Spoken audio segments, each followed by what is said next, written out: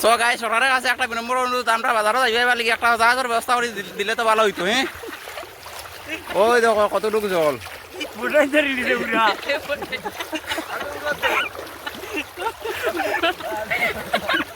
একটা জাহাজের ব্যবস্থা করিয়া দিলে কত মানুষ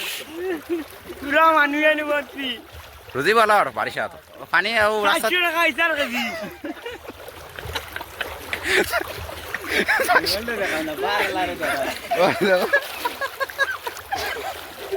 আমরা মধ্যে সব থেকে পালওয়ান শক্তিশালী মানুষ তাই সবর ব্যাগ খরচর ব্যাগ সব কিছু কান্দ তুলে দেওয়া হয়েছে। কারণ হইলো এটা তাই মানে পাতলা মানুষ ফাইনে নিবার চান্স বেশি থাকে লাগে তার একটু বাড়ি মানা নিয়েছে খরচর ব্যাগ দিয়া।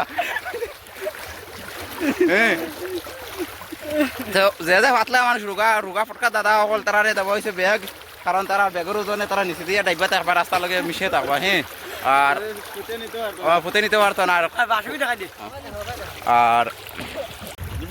সব বন্ধুরা দেখতে পাই যে বকরিয়ার পার্ট 2 যে অঞ্চল, সেই অঞ্চলে এটা হলো জাঙ্কিবাজার টু হাটাখাল PW রোড, কিন্তু এক সমান হয়ে গেছে আউরে জমি রাস্তা এক সমান। তো কত জীবনের ঝুঁকি নিয়ে আমরা বাজার থেকে আইতে লাগে। দেখো পিছনেও দেখো ছোটো ছোটো বাচ্চা বড় আসুন, আমরা একসাথে সব যাই এখানেও, কারণ অনেক সুদ আছে বর্তমানে, খুব স্পিডে পানি লামের এইদিক থেকে এইদিকে গিয়া বড়া কলামের। আর